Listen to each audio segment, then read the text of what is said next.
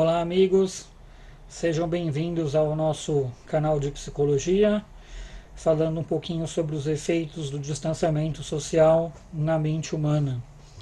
Hoje estamos no 18º episódio e eu vou falar sobre o efeito da psicologia no transporte público e privado em virtude da quarentena. Como que a gente vai falar de distanciamento social para quem precisa trabalhar durante esse período?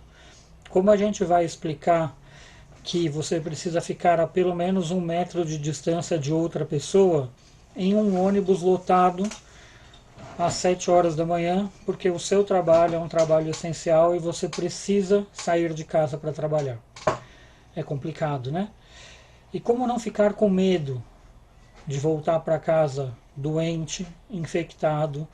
Como não ficar com medo se você tem um parente mais velho ou então um parente com comorbidades dentro de casa e mesmo assim você tem que enfrentar esse transporte público todos os dias? É bastante complicado lidar com essa situação.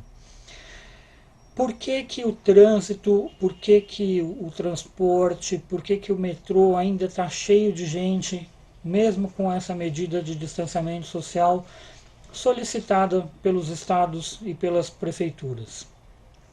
Primeiro, um dos pontos principais é que, para proteger os idosos, as prefeituras tiraram de circulação os motoristas com 65 anos ou mais.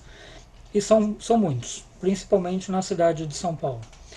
Segundo, para tentar fazer com que as pessoas não saiam de casa de forma desnecessária, acabaram diminuindo muito o número de ônibus e o número de trens que estão circulando na cidade. Só que o próprio governador do estado disse que 74% da economia está mantida. Mesmo que desses 74%, um quarto seja de pessoal trabalhando home office, ainda fica 50% da população trabalhando normalmente. E se eles reduzem o número de ônibus, é claro que vai ter congestionamento, é claro que vai ter superlotação. E essas pessoas precisam chegar em casa tranquilas para poderem sobreviver a esse período. E isso não está acontecendo. Mesmo agora com a obrigação do uso de máscara no transporte coletivo, a gente sabe que principalmente essas máscaras de pano, elas protegem, mas a eficiência delas não é 100%, ela não é muito eficaz. Então são necessárias outras medidas. Hoje, o metrô de São Paulo, em 2 estações, colocou um túnel de desinfecção para os passageiros. Só que, por mais que o tempo seja bem curtinho, 4 segundos já faz a desinfecção teoricamente completa, muita gente não vai querer passar por esse túnel porque muita gente para um caminho só. Então, muitas pessoas vão acabar optando por seguir a vida e tentar a sorte, vamos dizer assim. Outra medida que o prefeito adotou para São Paulo hoje é criar o estresse em quem sai de casa sem necessidade. Isso significa o quê? Ele fechou basicamente 4 grandes vias da cidade de São Paulo para impedir que a população circule. Mas tem muita gente que está indo trabalhar de carro, justamente para fugir do metrô, para fugir do ônibus e dessa aglomeração.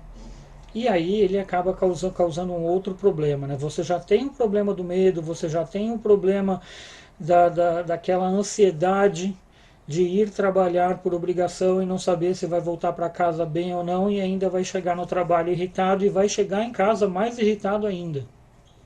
Não sei se essa ideia é muito boa. Claro que a culpa é de parte da população que não está cumprindo o isolamento, não está cumprindo o distanciamento conforme determinado. Mas eu acredito que deveria ter um pensamento um pouco melhor. Ou deveria ter sido feito lockdown lá atrás, e talvez a situação hoje fosse melhor do que está, ou então uma fiscalização um pouco mais efetiva em lugares com aglomeração, porque fechar o trânsito pode ser ruim para todo mundo.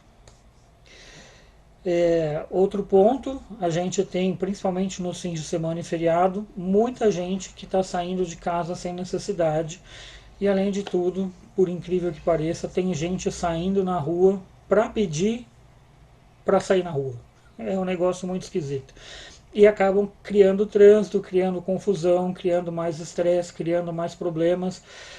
Esses bloqueios eles vão acabar piorando ainda mais a saúde mental de quem precisa trabalhar. Pessoal, é isso.